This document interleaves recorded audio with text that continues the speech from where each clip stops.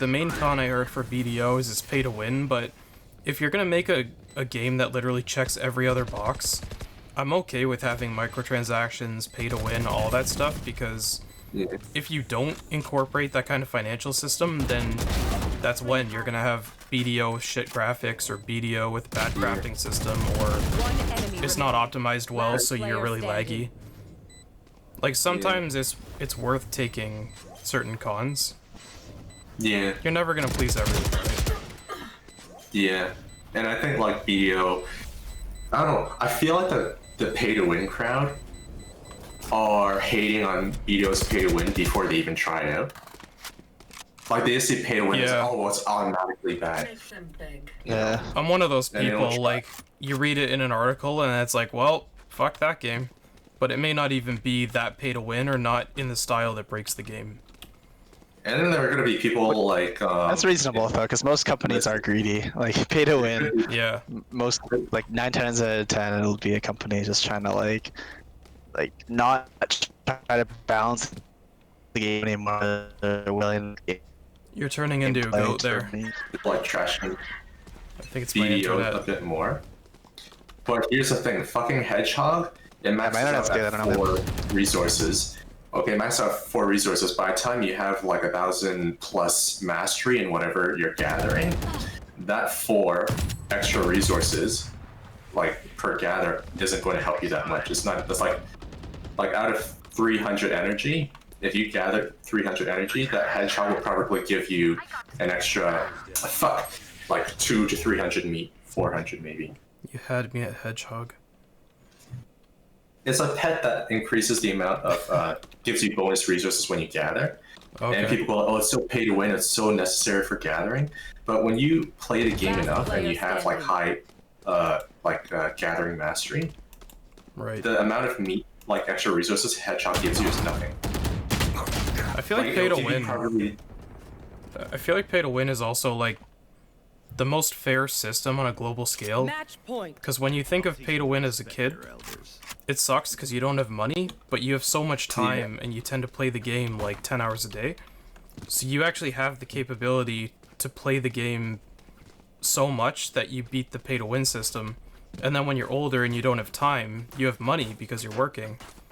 So like, it works out for everyone. One thing I always say about pay to win as well. Like, the whole problem is, like, before I would understand the pay to win argument, like, if this was like a decade ago. You fought well. I have a shotgun, so I'd like get real close. Like, back then I'd understand. It's like, yo, these, like, this video games are this, like, a place for, how to put it? I forgot which YouTuber / streamer talked about this, but he was pretty much, and this is where I got the idea from, like, it was him who, like, made me think this way. But video games were supposed to be these areas where, people who don't really have much, essentially losers, go to feel a bit better about themselves, to have something to do. And then when you have people who just pay money to get to the same level of progression that you do, it like takes away from that, because like, well, these people are successful. Like, the video games were supposed to be this zone for us losers to feel good about ourselves, but then these people who are successful at life are able to just take over this platform as well, sort of thing. Back then I'd understand that, but the moment people got paid to play video games, that went out the window. Because now you have people who don't even do real life stuff, making money playing video games, and then going out to real life. It's like the reverse of pay to win, It's like people go to their full-time job. They might be a great job, might not be the best job, but they have a job. They're like kind of settled, and then they take that money and they put it into the video game, and then they, don't even have to play the game anymore to progress. And it's the same thing the other way around. People don't even have to go outdoors. No, like, I guess like streamers, they do have to use social media and like constantly be worried about that stuff, because like we tried it before. We know how hard it is to like even get a stream going. But it's still sort of the same mindset. Like, people who go to their full-time job, they don't have it easy. people who are trying to like become a streamer, they don't have it easy, but they're still using these resources from inside the game and outside the game to like facilitate their life on the other end. You know? Right. So like pay to win means nothing to me anymore because of that.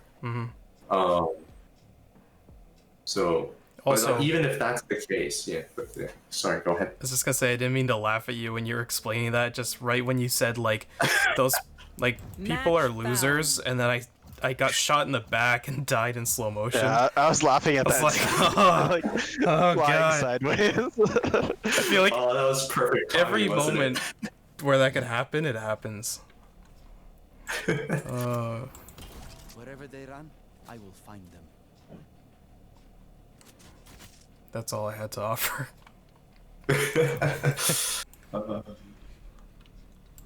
But yeah, so that's my stance on like pay to win.